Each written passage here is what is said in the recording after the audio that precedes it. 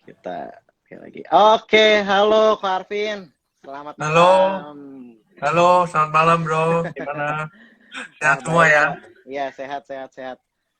Izinkan aku perkenalkan diri lagi kok. Nama aku Hizkia dari Equity Sales dari Erdika Sekuritas gitu ya.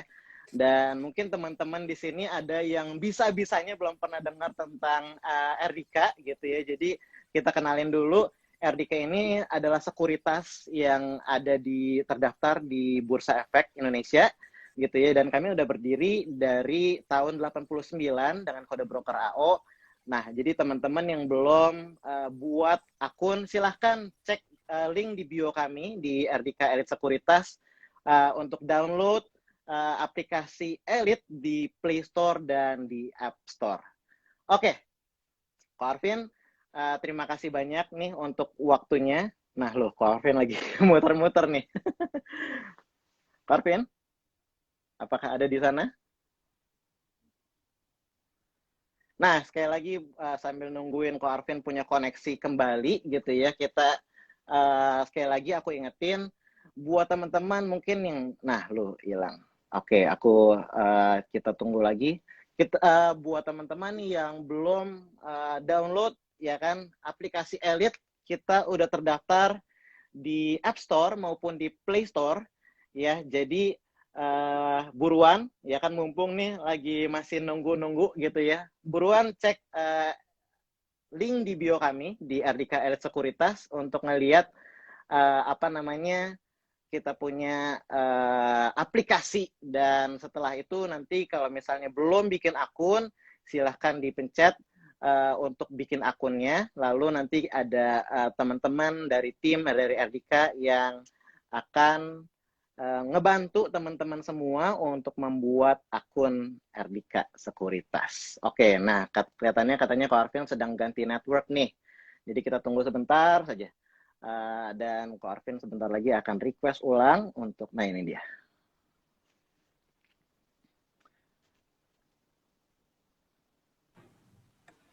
Halo kok, ya, Halo, ya, ya, sorry, tadi ganti ya, ya, network. ya, ya.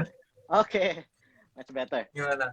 Oke, kok hari ini kita mau belajar nih tentang money flow. Tapi sebelum kita belajar, boleh dong kok perkenalkan diri dulu buat sobat-sobat elit yang di sini. Mungkin sebagian udah tahu, tapi mungkin sebagian yang baru datang gitu ya, belum tahu Ko Arvin. Silakan Ko Arvin.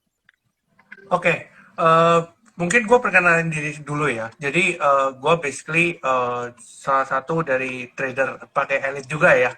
Jadi Ya, basically gue juga salah satu content creator juga untuk investment ya. Basically in stocks and crypto.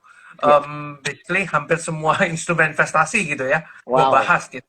Nah, jadi basically analisa gue lebih ke arah technical dan bandarmologi, money flow ya. Oke. Jadi Hmm, istilahnya kita lebih ke arah money flow, tapi ya, tidak menutup kemungkinan kita lihat fundamental juga ya. Jadi dalam baik. trading pun kita juga melihat fundamental juga gitu ya. Nah, jadi mungkin sebagian dari viewer mungkin udah kenal saya secara pribadi, tapi ada sebagian yang belum. So, salam kenal semuanya gitu ya. Iya. Oke kok. Malam ini kita kan belajarnya khususnya tentang konsep money flow gitu ya. Banyak nih teman-teman Ya. kita nih yang mungkin baru nonton di sini, baru mulai belajar saham gitu ya. Mungkin belum ngerti juga Hmm. apa sih itu money flow gitu ya. Jadi boleh Ya. dijelaskan dulu kok apa itu money flow. Oke, jadi basically gini, di dalam pasar saham itu kan berhubungan dengan uang. Baik. Jadi ketika uang itu masuk dan uang itu keluar, itu transaksi kan tercatat di broker summary gitu ya. Ya. Nah, jadi itulah yang istilahnya money flow. Jadi indikasi dari sebuah money flow adalah kita mau mempelajari apakah seseorang atau sebuah broker atau institusi besar itu sedang melakukan distribusi atau akumulasi. Nah, tetapi analisa ini yang perlu kita tahu adalah analisa yang tidak bisa dipakai sendiri.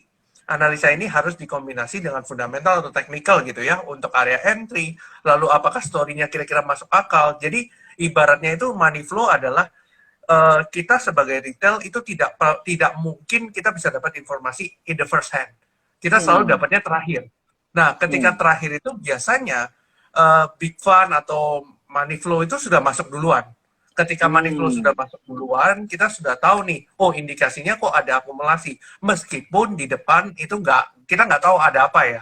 Nah, itu yang terjadi sama saya pribadi gitu ya, di saham BBHI. Waktu di harga 6 ribuan, itu saya tahu bahwa itu ada money flow yang masuk di BBHI. Waktu itu di harga 6.000 sekitar 4-5 hari itu sideways. Broker yang ngambil juga saya analisa juga kan, broker yang ngambil siapa, lalu kira-kira ini itu ada afiliasi nggak sih sama emiten atau sebagainya. Waktu itu ternyata iya. Nah makanya kemarin di grup saya pribadi gitu ya, saya tuh ada info bahwa untuk buy BBHI waktu itu di harga 6.000, 5.000, 6.000. Nah jadi waktu itu masih sideways sekitar 5 hari ya. Ketika sideways itu terjadi akumulasi di 5-6 hari itu. Lalu ternyata kan selain BBHI, ternyata ada Bukalapak yang sama-sama juga akumulasi di saat yang sama. Jadi ketika BBHI akumulasi, setelah itu Bukalapak gantian. Nah makanya karena Bukalapak waktu itu risknya juga kecil gitu ya, kita bisa buy on weakness waktu itu. Nah ketika buy on weakness ternyata memang benar gitu ya, BBHI ternyata di-acquire sama Buka akhirnya, sama Traveloka dengan Grab dan sebagainya. Nah waktu itu target profit saya tuh nggak terlalu muluk-muluk gitu ya, paling cuma 8.000 sampai 10.000 gitu. Jauhnya 10.000 ya. Anyway kena juga akhirnya. Ya anyway kena juga kan. Nah tapi Bukalapak pun juga sama. Take profit saya cuma di 500-510 tapi juga hit. Jadi ternyata kan di dalam sebuah money flow itu kita bisa tahu ya bahwa di dalam sebuah money flow kalau kita bisa mempelajari dengan baik gitu ya, kita bisa tahu nih, oh ini ada sesuatu nih meskipun mungkin dua emiten yang kita analisa mungkin tidak berhubungan atau memang ternyata ada hubungannya gitu. Itu sih prinsip dari money flow adalah kita guessing kira-kira ke depan ini ada apa gitu kurang lebih. Oke, kalau gitu berarti apakah money flow itu sama dengan bandarmologi atau beda kok? Oke, jadi prinsipnya itu sama gitu ya. Prinsipnya adalah kita mempelajari bandarmologi itu juga bagian analisa dari money flow. Jadi money flow itu kan tidak bisa berdiri sendiri gitu ya. Istilahnya dia money flow itu terdiri dari bandarmologi dan mempelajari tape reading. Jadi kalau kita melihat tape reading itu kita bisa tahu, oh ini lagi akumulasi. Meskipun memang ya di dalam live trading sendiri kan broker summary kan ditutup ya. Dulu kan memang nyala, sekarang kan ditutup. Nah, sekarang kan ditutup. Makanya kita harus mempelajari tape reading. Jadi kadang kita bisa tahu, oh ini lagi akumulasi, ini lagi distribusi. Dan kita bisa tahu banget dari bid overnya yang kadang nggak rata. Dari situ kelihatan. Oke, nanti kita akan balik lagi ke situ kok. Tapi kita aku mau nanya dulu tentang gini, apakah capital inflow atau masuknya capital inflow gitu ya, aliran dana masuk itu artinya saham itu akan naik terus dan habis itu uptrend, sedangkan capital outflow itu artinya saham itu akan turun terus dan akhirnya downtrend. Apakah itu benar atau enggak kok? Pokoknya ada jadi inflow gini, naik gitu. Jadi gini, kalau kita bicara soal inflow dan outflow gitu ya, kalau kita bicara soal inflow dan outflow, kita harus tahu di dalam fase akumulasi itu ada yang namanya markup dan markdown secara distribusi ya. Nah, markdown. Kita cerita contoh saham yang lagi turun nih. Kita tahu kalau di dalam technical itu kalau downtrend itu pasti ada reversal up-nya sedikit baru turun lagi. Belum bentuk higher low, betul ya? Ketika membentuk higher low itu kenapa kok bisa terbentuk higher low? Jadi prinsipnya gini, ketika sebuah money flow itu distribusi, dia tidak mungkin terus distribusi. Karena kenapa? Karena ketika terjadi distribusi tidak ada partisipasi retail. Makanya mereka harus akumulasi back. Jadi makanya ada naiknya, baru dia turun lagi. Nah, itu prinsip dari money flow-nya seperti itu. Sama ketika naik juga sama. Ketika naik mungkin akumulasi gitu ya. Ketika turun dia ada distribusi sedikit. Supaya harga agak turun, dia bisa akumulasi lagi di bawah baru naik lagi. Nah, jadi tidak selamanya ketika harga naik pasti diakumulasi. Ketika harga turun pasti distribusi. Tidak. Karena kita harus tahu kan ada swing trader, ada scalper gitu ya. Ada dua orang yang berbeda. Nah, ketika scalper ini bermain gitu ya, dia kan nggak nge-hold barang. Ketika swing trader dia nge-hold. Nah, kita lihat proporsi dari yang nge-hold nih berapa persen, dari yang scalping nih berapa persen. Gitu sih kurang lebihnya. Oke, jadi nggak selalu setiap kali ada inflow berarti naik, terus pasti ada turunnya Enggak, juga. Begitu juga waktu betul. lagi outflow ada naiknya sedikit juga untuk bikin higher low gitu ya kak ya. Eh, Betul, betul. oke, kok apa aja sih faktor-faktor yang mempengaruhi capital inflow maupun outflow? Oke. Eh, jadi sangat berpengaruh ya. Contohnya begini. Kita ngomong saham agro gitu ya. Saham agro yang kemarin sempat luar biasa gitu ya. Orang heboh gitu Ya, ya. Minusnya kayak dalam banget gitu ya. Nggak ada betul. dikasih data sama sekali. Ah, dulu ceritanya kan agro ini kan terjadi bank digital. Makanya Ya, orang-orang kan misalnya kayak euforia lah. Jadi di saat ya, itu euforia tidak hanya dari fund tapi dari retail. Karena kita tahu agro ini prospeknya luar biasa gitu ya. hmm, Dia BUMN, dia punya ekosistem yang luar biasa. Nah, ya, ini jadi euforia gitu ya, makanya terjadi akumulasi. hmm, Tetapi kita kan sebenarnya ketika turun gitu ya, ketika ya, turun itu kan terjadi kalau kita pelajari broker summary-nya ya, itu terjadi sebuah distribusi. Nah, hmm, dengan volume yang kalau kita lihat teknikalnya makin gede gitu ya, oke, volumenya nggak makin ya, turun tapi makin gede. Nah, ya, ini kan kalau kita sebagai retail gitu ya, ini menjadi sebuah pertanyaan kita. ya, Kenapa kok bisa terjadi buangan yang segitu besar? ya, Meskipun kita nggak tahu nih, ada apa di depan nih. Kita kan nggak betul, tahu. Nah, betul. fund-nya sudah keluar dulu. Kayak Heeh, flow-nya tuh sudah keluar buangan, terus iya, nggak ada yang nampung tuh nggak ada. Jadi iya, otomatis kita harus curiga, ini ada mhm, apa? Nah, hmm, mungkin kemarin apakah ceritanya bank digital itu ternyata ada perubahan dari manajemennya, itu mungkin iya, satu. Yang kedua, apakah memang tidak sesuai dengan ekspektasi investor di awal? I Nah, see, itu kan oke, karena pasar saham itu kan berbicara soal ekspektasi ya, ekspektasi dan realita. Ketika ekspektasi meet realita, maka harganya akan naik. Gitu. oke, oke, oke. Jadi artinya yang mempengaruhi inflow maupun outflow itu sebetulnya ada story behind it ya kok ya. Betul. Ada sebuah cerita yang mungkin retail investor belum dengar aja untuk sekarang gitu. Tapi nanti akan keluar dari berita atau gimana kok? Benar. Jadi itu terjadi sama saya itu waktu itu di saham apa ya? Waktu itu di saham BBH itu yang saya cerita. Ya, Kan sebenarnya kita BBHI. nggak tahu kan. Sebenarnya Ya, kita nggak tahu ceritanya kenapa kok bisa BBH ini dari harga 5.000 jadi 10.000 gitu kan. Kita kan iya. nggak tahu sebenarnya. Nah, Mm-mm. tapi munculnya berita itu kan pada saat terakhir. Ketika udah dekat-dekat 10.000 gitu ya, Mm-mm. itu baru muncul beritanya. Iya, Nah, betul. padahal Betul. padahal kalau kita bisa melakukan analisa di broker summary-nya, itu sebenarnya terlihat bahwa broker summary-nya itu akumulasi waktu di bawah di harga 6 ribuan itu terjadi akumulasi gitu ya. Nah, Oke. ketika terjadi sebuah akumulasi yang cukup signifikan, nah itu akan menjadi tanda-tanda gitu ya bahwa Oke. ini ada apa? Itu yang kita harus jadi pertanyaan dan Oke. mungkin bisa tanya kiri kanan lah. Kalau kita tanya kiri kanan kan pasti ada info. Gitu. Oke, oke, oke. Jadi aku mau nanya berarti agak lompat sedikit nih. Jadi caranya kita ikutin money flow itu sebetulnya hanya menganalisa pergerakan big fund aja gitu ya, kok ya. Artinya lewat broker summary kita bisa mengikuti money flow yang lagi akumulasi besar-besaran begitu kita bisa ikutan di sana dan bisa istilahnya core gitu ya, kok ya. Ya, Benar nggak? betul. Karena kita kan tahu gini, bahwa big fund atau institution gitu ya, Iya. pasti tahu lebih banyak dari kita gitu ya secara Iya, informasi. betul. Nah, money flow-nya kan mereka pasti sudah masuk duluan sebelum kita tahu gitu. Nah, Iya. ketika itu maka kita tinggal ngekor mereka aja. Tetapi yang perlu kita tahu adalah kita tidak pernah tahu average-nya mereka di berapa. Makanya technical Ah, itu penting. I Makanya see. nah, Oke. makanya area beli, area cicil, area apa itu yang penting. Dan money management Iya. itu yang paling paling membantu karena kalau prinsip saya gitu ya, Mhm. sehebat kita analisa gitu ya, kalau money management kita nggak bagus juga jelek banget hasilnya. Gitu. Benar. Oke, jadi ingat teman-teman ya, money management itu tetap tetap penting gitu. Kalau gitu Betul. dengan analisa yang seperti ini kita bisa ngikutin pergerakan big fund tanpa insider info dan tanpa kode broker di live trade gitu ya. Gue hanya mengandalkan Betul. broker summary betul ya. Betul. Wow, oke, oke, oke.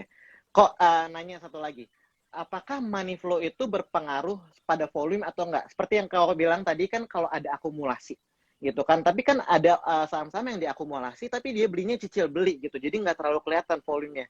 Nah, apakah Ya. money flow yang kau maksud ini selalu berpengaruh sama volume atau enggak? Oke. Jawabannya bisa iya bisa tidak. Jadi Oke. contohnya gini, misalnya pada saat jadi kalau menurut saya ya, jadi mungkin ini prinsip saya aja, mungkin setiap Baik. orang akan berbeda. Iya. Tapi ada dua tipe akumulasi. Satu Oke. akumulasi adalah ketika dia di saat sideways. Jadi ketika dia di Sideways. sideways, dia akumulasi. Tapi volumenya biasanya kecil. Biasanya nggak Volume kelihatan kecil. tuh. Oke. Volumenya kecil. Nah, itu Oke. ada beberapa saham yang seperti itu. Tapi kita jangan ekspektasi bahwa ketika dia akumulasi langsung jalan. Enggak, karena volumenya kecil. Hmm. Anggapannya gini, mereka itu barangnya masih kurang gitu. Maksudnya mereka Hmm. ngumulasinya pelan-pelan kan. Tidak mungkin Iya. cepat. Nah, beda sama orang yang big fund gitu ya, yang Iya. akumulasi pada saat naik.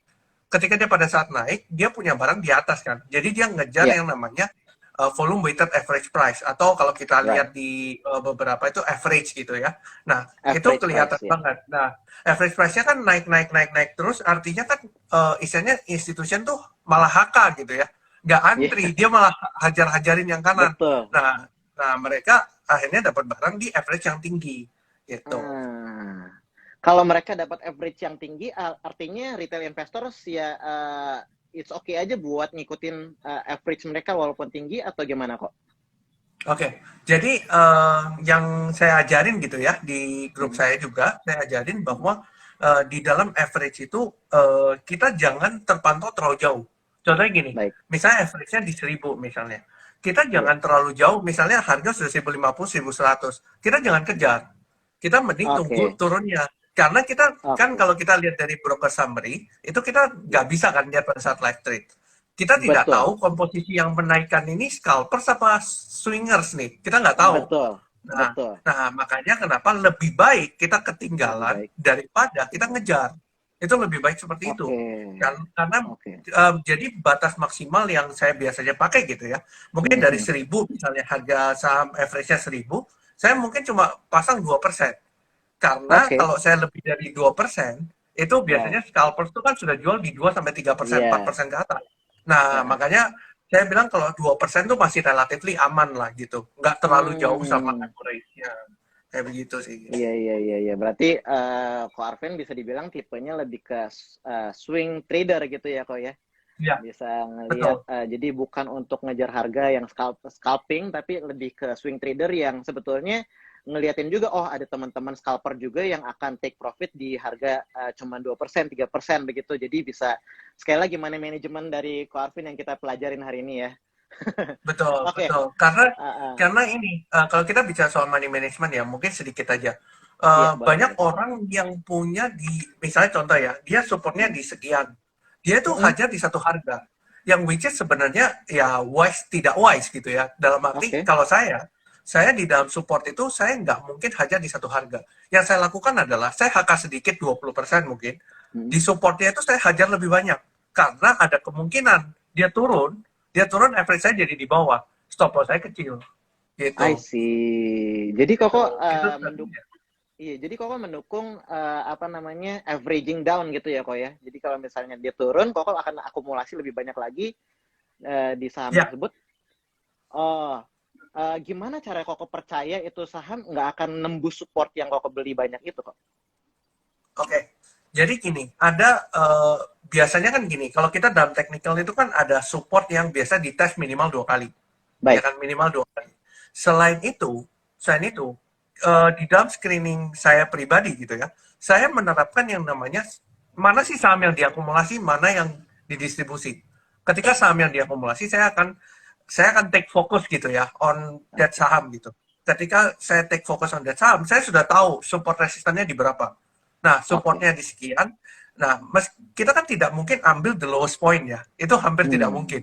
Nah, Hmm. yang kita lakukan adalah kita bagi nih ketika dekat-dekat misalnya cuma tinggal minus 3-4% gitu ya dari support Iya. bawahnya, kita ambil 20%. Tapi sisanya Baik. kalau dikasih kesempatan untuk turun lebih dalam, kita hajar lebih banyak di bawah.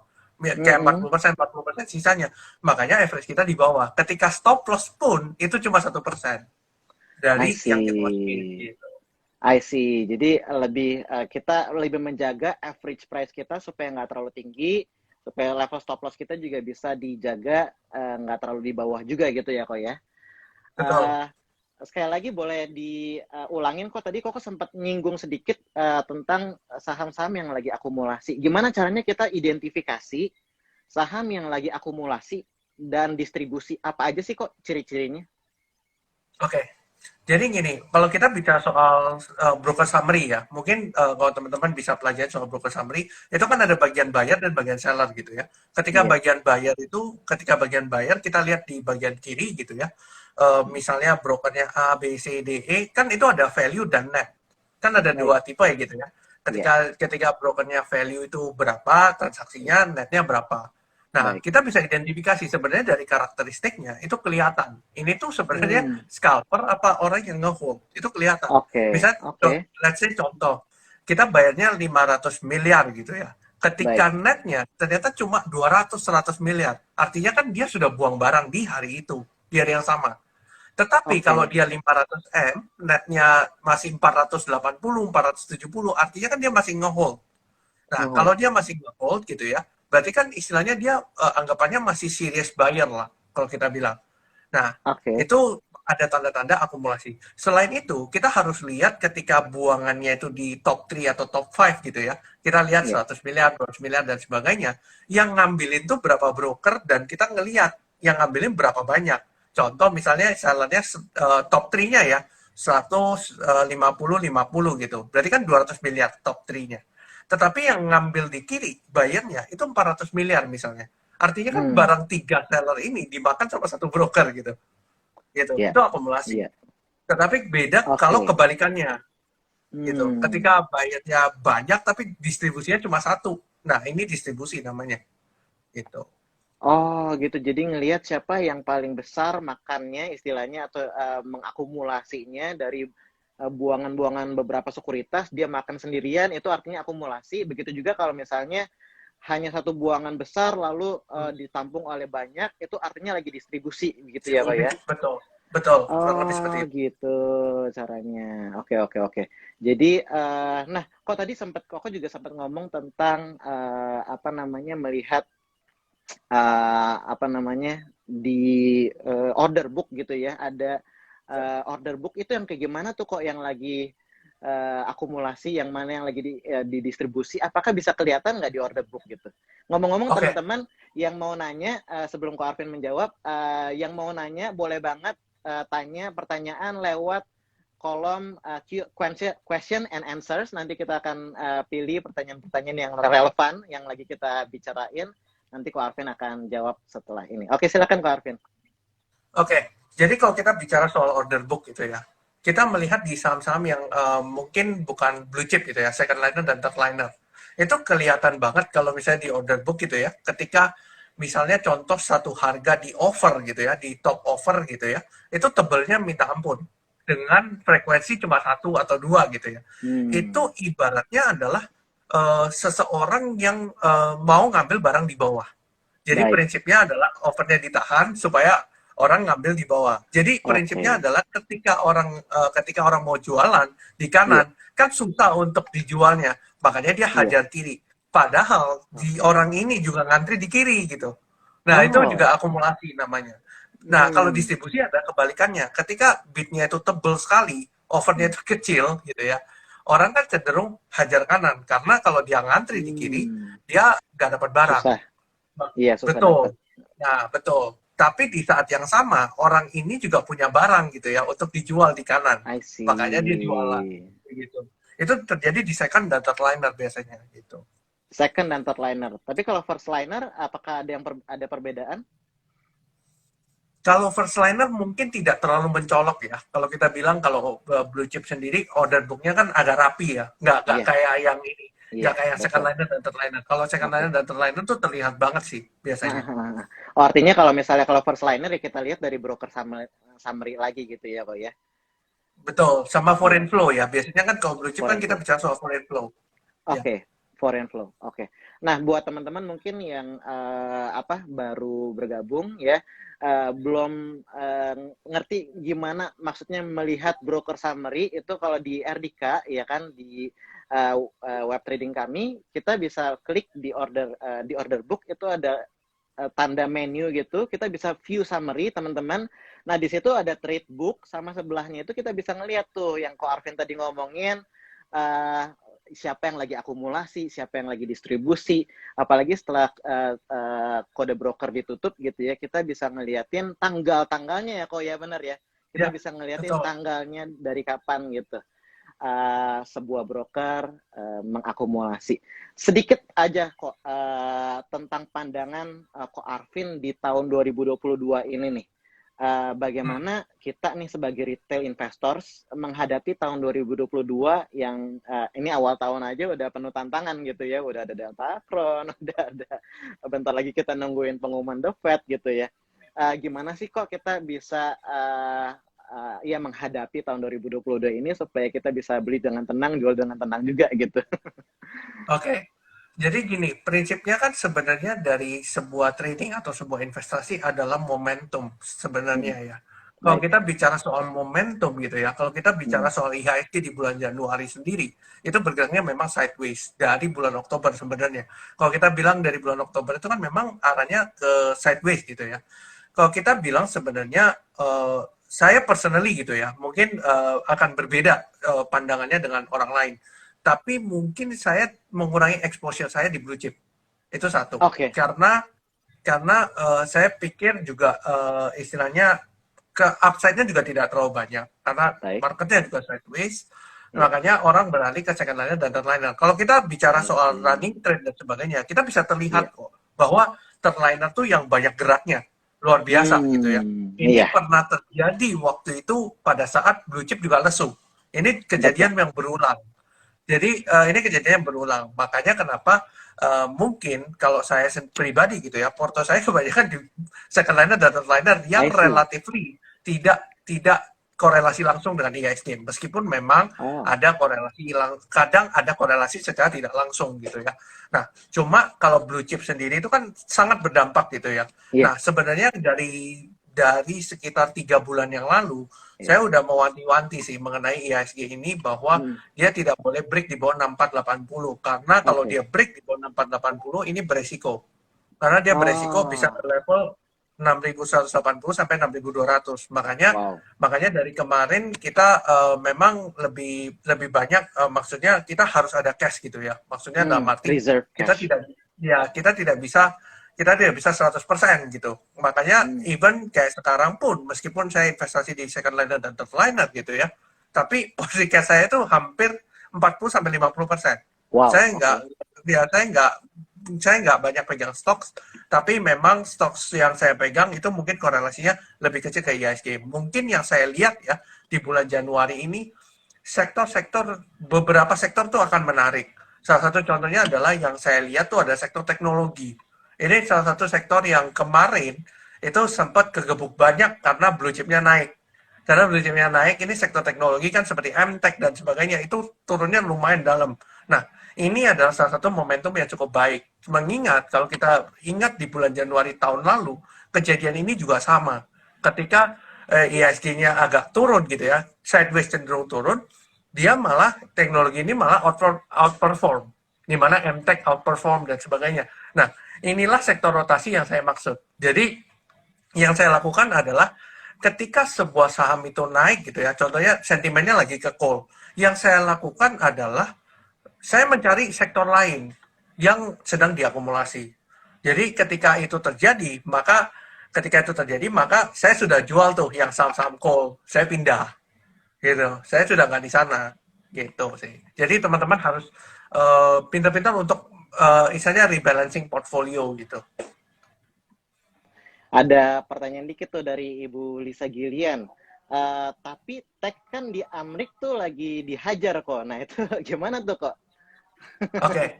Jadi gini, kalau kita bicara soal tech ya, kita melihat dari money flow-nya sebenarnya.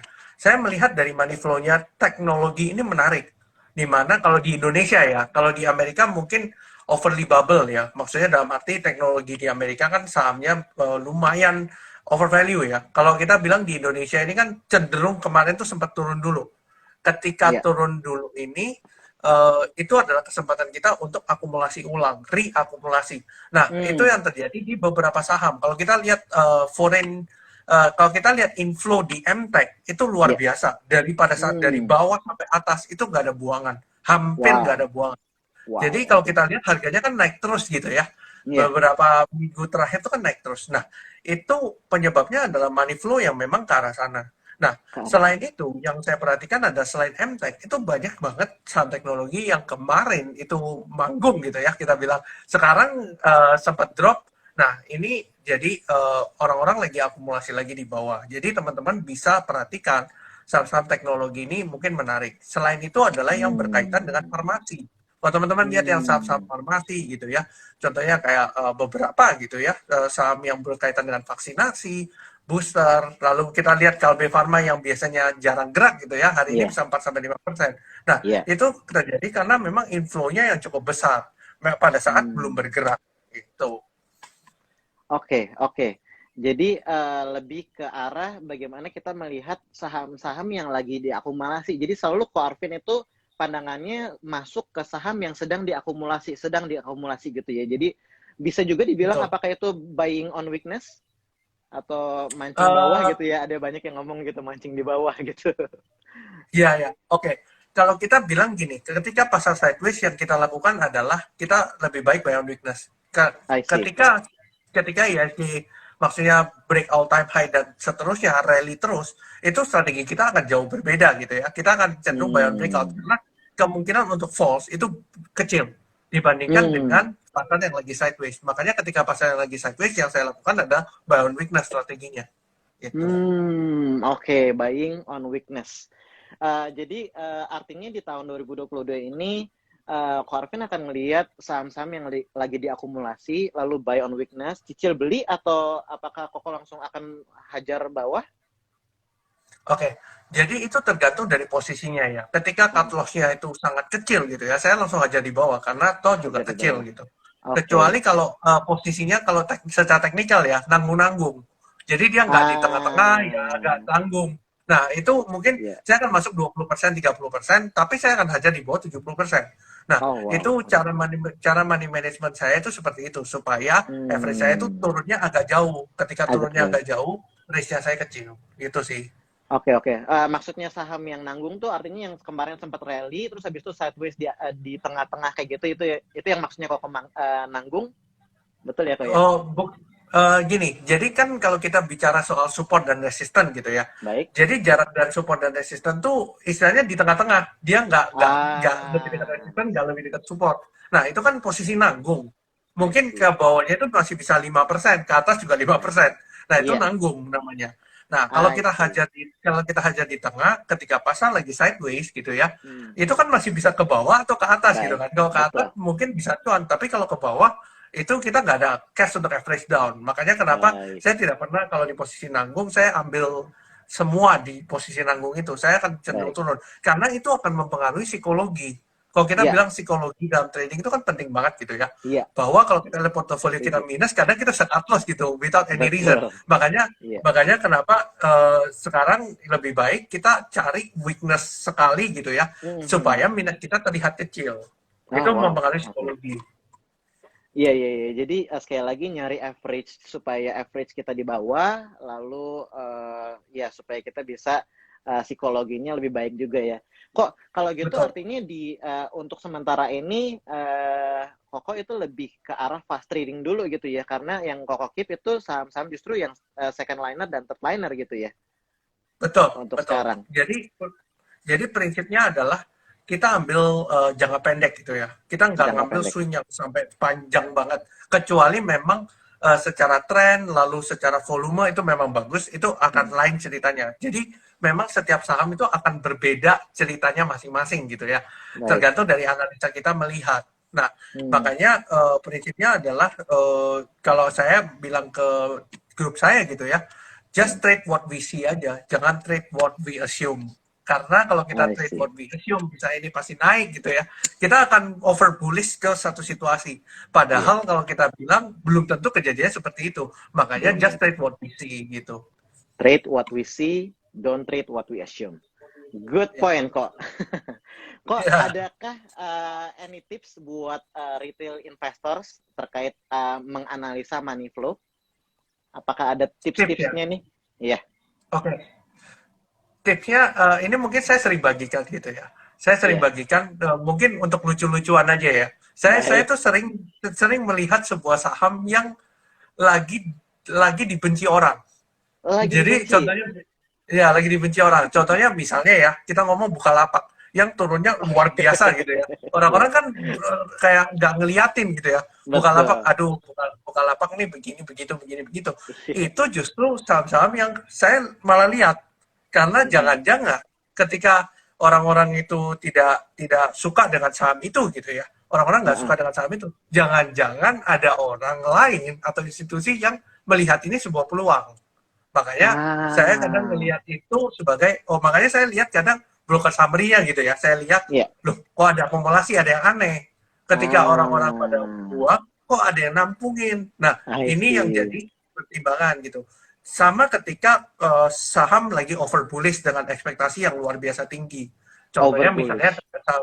ya over bullish dengan misalnya contoh ya, ada beberapa saham, contohnya saham BBHI yang baru diomongin Iya, gitu ya. iya, iya, Saya iya, malah iya. nggak lihat karena Oh, karena sekarang sudah, maksudnya orang-orang sudah tahu ceritanya dan sebagainya gitu ya, betul. sudah tahu. Nah, ketika orang sudah tahu, maka yang dilakukan orang, dilakukan institusi yang sudah akumulasi di bawah, mereka pasti take profit juga kan. Take Tidak mungkin profit. mereka hold ngikutin terus, kecuali memang akan ada story yang lebih panjang lagi. Nah, which is kita nggak tahu gitu ya, story yang lebih panjang lagi ini apa gitu. I see. Oke, oke, oke. Jadi tipsnya itu ngelihat saham-saham yang kalau misalnya mau diakumulasi ya kita lihatnya saham-saham yang lagi dibenci orang gitu ya kok ya. Iya, Justru iya. yang dihindarin Jangan, orang-orang yang lagi suka banget sama satu saham, misalnya BBHI tadi, justru kita perlu hati-hati di situ kok ya. Oke, jadi saham betul. apa aja tuh kok? Saham apa aja tuh yang lagi dibenci orang tuh? Mungkin mungkin kalau teman-teman sadar gitu ya, teman-teman Mm-mm. sadar itu Smart Friend itu sudah mulai menarik. Kalau Oke, teman-teman lihat gitu ya, teman-teman friend. perhatikan gitu ya. Ya, Friend itu kan turunnya luar biasa gitu ya, dari harga Ya, 120 sampai 80 gitu kan. iya, Orang-orang juga 80. maksudnya ketika orang pegang di 120 itu juga ketar-ketir juga gitu ya. Banyak banget Iya, teman-teman yang tanya juga mengenai Friend gitu ya, ke saya iya. pribadi gitu ya. Ya Mhm. jawaban saya tetap sama. Ketika harganya 120, saya tidak akan beli. Kecuali memang akan ada katalis Hmm. positif atau memang ada, maksudnya ada akumulasi yang cukup besar. Nah, Hmm. ketika itu terjadi maka itu akan lain ceritanya. Tetapi ceritanya kemarin ketika naik lalu turun itu Hmm. distribusi semua, nggak ada Baik. akumulasinya. Makanya saya hindari. Nah, ketika dia sudah turun lalu membentuk sebuah sideways, nah di situ kita akan melihat ini tuh ada apa sih sebenarnya di sideways Wow. ini. Karena kan ibaratnya kan harga tertahan gitu ya. Iya. Namanya sideways itu harga kan tertahan, tidak bisa lanjut turun lagi. Berarti kan Hmm. secara tidak langsung mungkin memang ada market yang merespon atas turunnya atau scalping kecil-kecil, atau Hmm. memang ada yang ngumpulin. Dia tahan Oke. harganya supaya dia nggak turun lagi gitu. Iya. Tapi yang kita harus tahu adalah meskipun kita dengan analisa money flow pun kita harus memperhatikan technical. Ketika dia sudah breakdown ya kita just trade what we see. Ya Trade sudah, what we see. berarti breakdown ya kita tunggu aja di bawah. Mungkin si big fund-nya juga mungkin mau ngumpulin lagi di bawah, kan itu bisa terjadi. Itu Hmm. kan motif-motif yang kita tidak tahu di dalam itu seperti apa. Kayak gitu Iya, sih. setuju, setuju, setuju. Wow, oke, mantap banget nih. Daging banget yang kita dapetin dari Ko Arvin hari ini nih. Sampai ada yang bilang tadi Arvin apa? Cuan terus nih si Arvin katanya. Kok di closing di sesi closing ini kita akan bacain question and answer dari teman-teman yang baca yang hari ini hadir nih ya. Jadi aku mau Ya, pilih ada salah satu yang paling pertama dari ID titik 820 titik 820 malam ko BTW bagaimana cara analisa broker summary agar analisa mendekati harga average bandar. Thanks. oke. Jadi prinsipnya adalah kita kan tahu ya bahwa di dalam sebuah broker summary itu ada yang namanya average. Ya, Meskipun kita harus tahu bahwa di dalam sebuah average itu kita tidak bisa melihat dalam satu hari. Karena ya, contoh misalnya teman-teman, kita di dalam sebuah sideways, kita harus tahu juga kan, misalnya average-nya itu di dalam sideways itu berapa ya. kira-kira. Nah, Hmm. ibaratnya kalau kita melihat sebuah patokan sideways, misalnya di harga 1.000 gitu ya, Baik. misalnya average-nya gitu di 1.000, kita tidak bisa mengambil 1.000 itu sebagai patokan bahwa kalau kita beli di bawah 1.000, itu pasti murah. Belum tentu. Hmm. Hmm. Yang kita lakukan adalah kita melihat teknikalnya. Makanya saya bilang tidak bisa menganggap bahwa average sekian itu pasti murah gitu. Bisa aja lebih murah lagi Iya. karena mungkin average-nya dia di bawah gitu, bukan di Hmm. atas. Nah, kita kan Benar. nggak bisa nge-track sampai bertahun-tahun atau berbulan-bulan gitu ya. Itu Iya. akan memakan waktu yang cukup panjang. Tapi yang Iya. kita lakukan adalah kita melihat dari jangka pendeknya, view jangka pendeknya, oh ini ada yang akumulasi. Nah, di saat sideways itu kita melihat, oh average patokan harga sekian nih. Oh Hmm. ternyata dekat sama support misalnya. Hmm. Ya kan? Nah, kita bisa beli buy on weakness gitu. Kalau kita dapat harga lebih murah dari dia ya syukur gitu ya. Kalau dapat beda dikit-dikit ya nggak apa-apa gitu. Karena kita kita sadar bahwa mereka yang punya barang banyak gitu ya. Kan nggak mungkin Hmm. di bawah drop dulu sampai dalam baru dia naikin. Itu jarang Iya. banget terjadi gitu. I see. Oke, oke, oke. Ya gitu ya. Jadi kita apa namanya? Selain ngelihat bandarmologi, kita juga ngelihat tadi teknikalnya. Jadi buat teman-teman yang masih mungkin masih kadang-kadang masih suka bingung sama teknikal, ya boleh pelajarin lagi teknikalnya, apa itu support, apa itu resistance gitu ya, supaya kita bisa memadukan antara tadi money flow tadi dan analisa money flow, ya kan bandarmologi dan juga dengan teknikal. Oke kok, ada pertanyaan kedua nih dari Charles Francisco. Kok mau tanya, bagaimana baca atau bisa tahu kalau bid offer yang sedang dalam formasi serang atau lagi mau dinaikkan? Tadi Oke, kita udah bahas sedikit tuh tadi di situ tuh. oke. Oke, jadi prinsipnya kan gini, kalau kita bilang dalam formasi yang maksudnya mau dinaikin gitu ya, Iya. ibaratnya gini, ketika offernya itu ditahan di satu harga gitu ya, di Hmm, atas gitu, misalnya 10.000 lot, tetapi di baik. bawahnya ini kecil-kecil, misalnya cuma 100, 300, 500, 700, Iya. 900, di kirinya juga sama, 100, 300, 500, 700, 900 gitu ya. Hmm, Itu ibaratnya kalau di 10.000 ini misalnya frekuensinya kecil gitu ya, cuma iya. 3 atau 2 gitu. Hmm, Artinya kan dua orang ini tuh memegang barang yang cukup banyak gitu. Nah, oke. ketika dua orang ini memegang cukup barang banyak, pilihannya hanya dua. Nah, Satu, memang dimakan. Yang iya. kedua, ditarik, dicabut. Karena barangnya Withdraw. sudah cukup, ya Iya. karena barangnya sudah cukup, dia withdraw. Nah, ketika Iya. withdraw itu kan 10.000 lot kan gampang banget cuma dua orderan.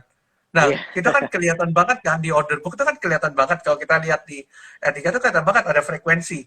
Nah, Betul, kelihatan kalau di frekuensi. frekuensi itu cuma dua, tapi 10.000 lot. Nah, ini biasanya bukan orang biasa nih, biasanya. Oke. Nah, itu tipsnya sih. Jadi ketika Tipsnya ya. misalnya overnya itu ditahan sama-sama 10.000 lot gitu ya, Heeh. misalnya agak jauh gitu, Iya. seribunya 10.000 lot, tapi 960-nya 10.000 lot. Jadi Iya. kiri kanan sama-sama tebal nih. Biasanya Iya. nggak kemana-mana tuh, biasanya. Oh, oke. Range-nya di sekitar-sekitar itu aja, di Range-nya di sekitar sekitar tebel segitu. ini. Ya, Iya. sekitar segitu gitu. Jadi Tapi kalau iya. teman-teman lihat areanya ini sudah support, untuk tahu gitu ya, kira-kira harganya itu mereka mau ngambil di berapa, ya perhatiin aja yang tebel-tebel itu di berapa, kiri kanannya. Ya ini Hmm. range-nya ini yang dia mau ngambilin. Ya udah Iya, teman-teman iya, antri iya. aja. Itu Antri di caranya. situ ya. Iya, Ya jadi antri di situ. artinya selain ngelihat tebelnya lot, jumlah lotnya, tapi kita juga ngelihat berapa orang yang lagi ngantri gitu ya dari frekuensinya. Sekali lagi kalau mau Betul. kalau teman-teman pakai Elite ya, Ardika Sekuritas, kita order book kita kelihatan tuh ada volume sama ada frekuensi gitu ya. Nah, itu tuh Betul. di harga berapa, volumenya berapa, frekuensinya berapa, bisa diperhatikan lagi teman-teman. Jadi nggak ngelihat cuman volumenya aja. Daging banget kok, mantep banget ya. Satu lagi Ya. pertanyaan terakhir nih kok. Satu lagi pertanyaan terakhir dari Willy Tio Sanjaya. Kok bagaimana cara screening sektor lain, misalnya kok lagi jalan, kok nggak masuk, tapi malah cari sektor lain, gitu. Oke. Ya. Jadi misalnya itu lebih pertanyaannya lebih kayak misalnya kalau saya itu ketinggalan gitu ya atau gimana tuh? Nah, jadi kelihatannya mungkin dia nanya waktu lagi kok kan ngejelasin tentang yang menghindari saham yang lagi diburu orang, tapi justru cari saham yang lagi dibenci orang gitu ya.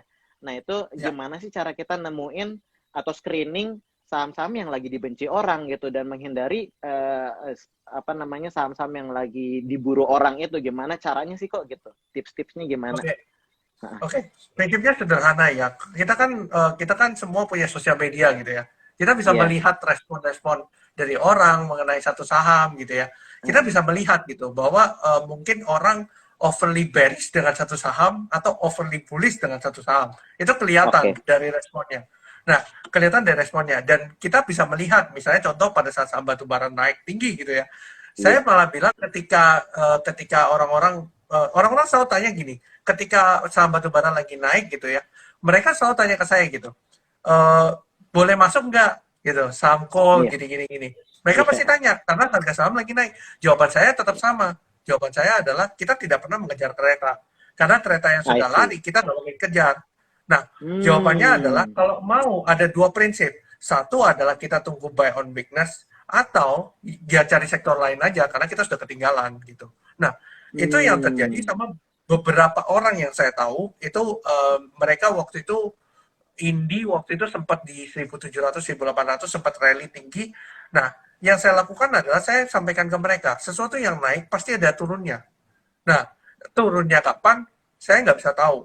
Tapi jawabannya adalah kita bisa tahu ketika akumulasi terjadi di bulan-bulan itu, orang-orang pada bosan karena sideways banget waktu zamannya Adaro masih di situ-situ aja, kita bilang Indi masih di situ-situ aja. Nah, tapi yang saya tangkap waktu itu, saya sempat bikin trading plan gitu ya.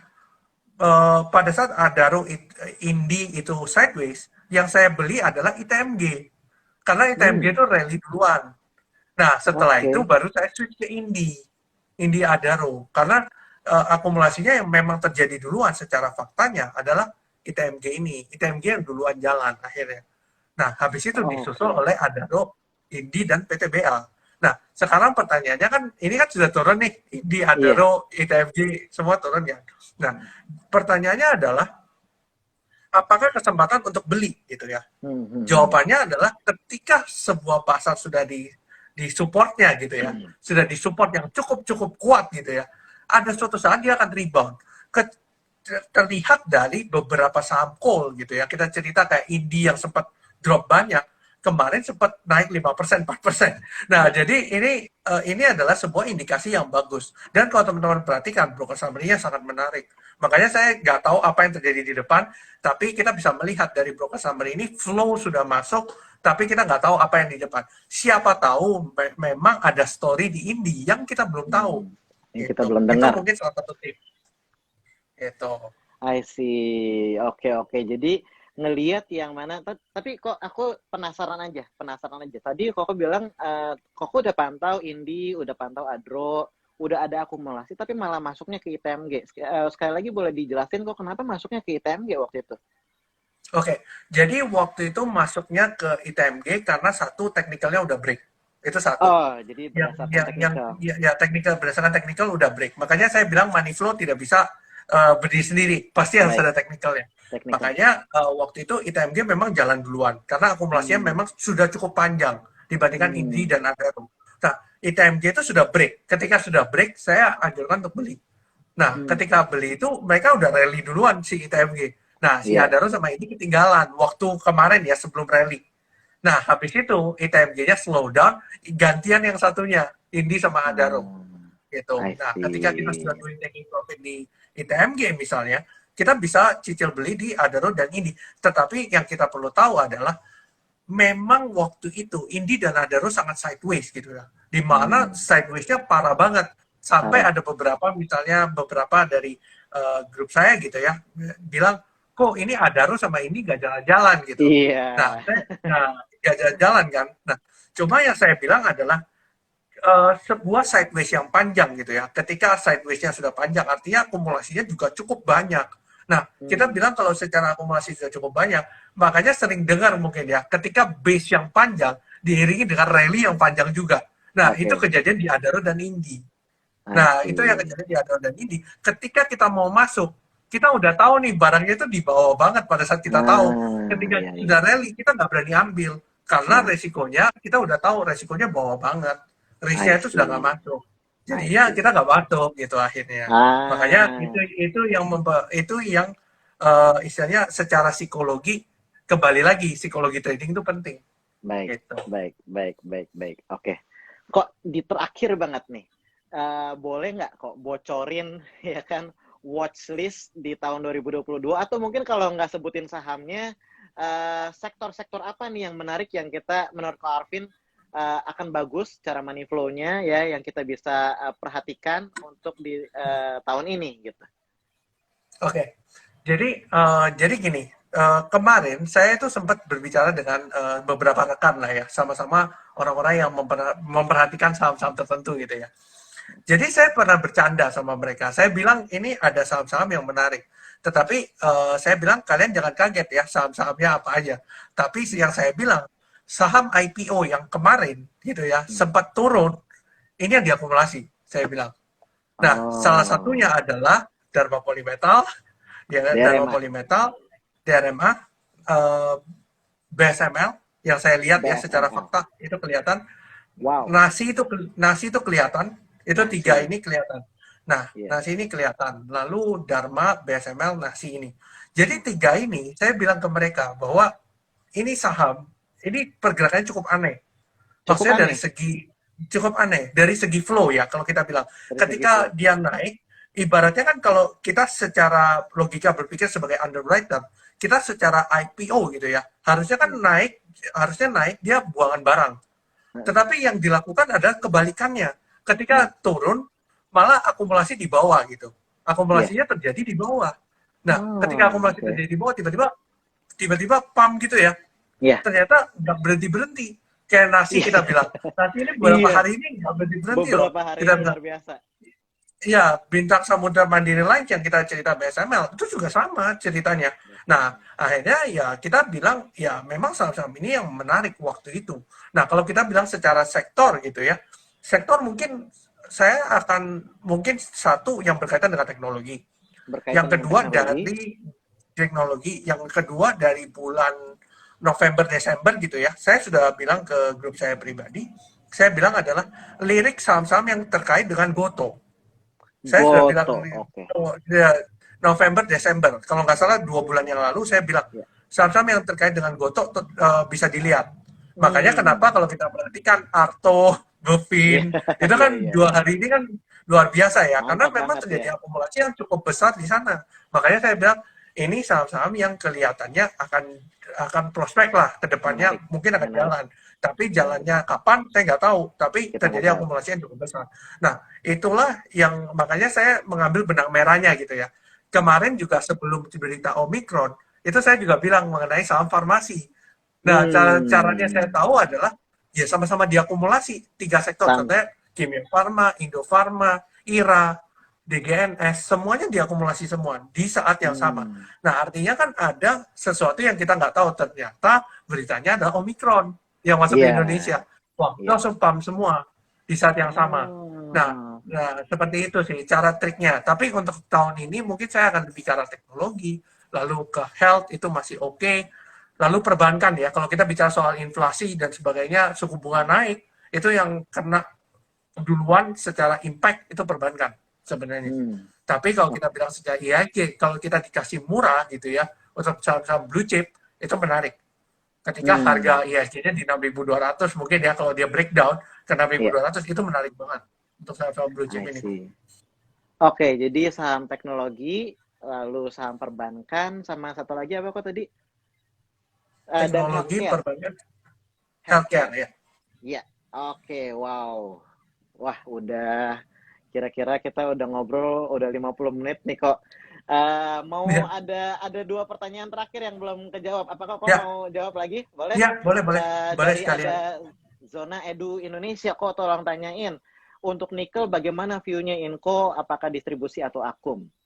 Thanks. Inco ya. Kalau kalau kita bilang Inco itu kan sebenarnya trio metal ini sebenarnya sideways ya sepanjang Mhm. sepanjang tahun kemarin. Setelah kan sempat rally karena baterai listrik sentimennya. Iya, Nah, iya, kalau iya, kita iya. bicara soal Inco, sebenarnya Inco ini resikonya sudah cukup kecil kalau secara teknikal ya.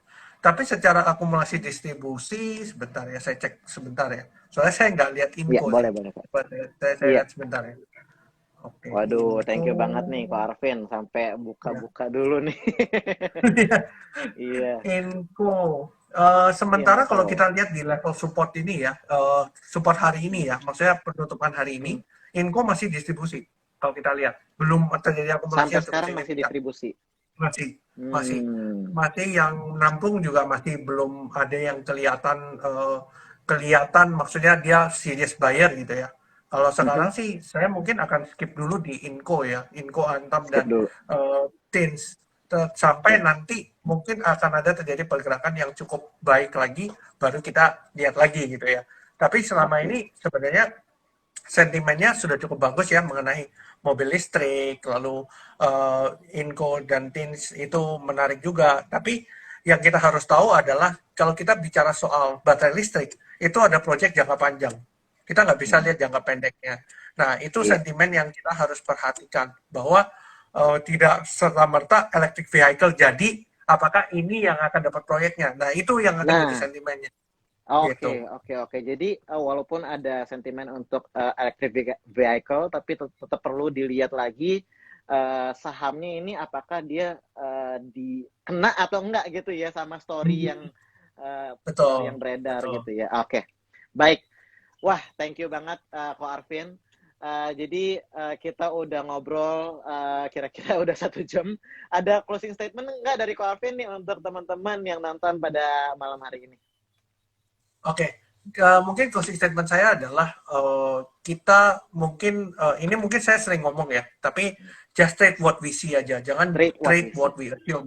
Ya, Nah, karena kita nggak pernah tahu, misalnya IHSG turun atau IHSG naik iya. besok hari, kita nggak ada yang pernah tahu.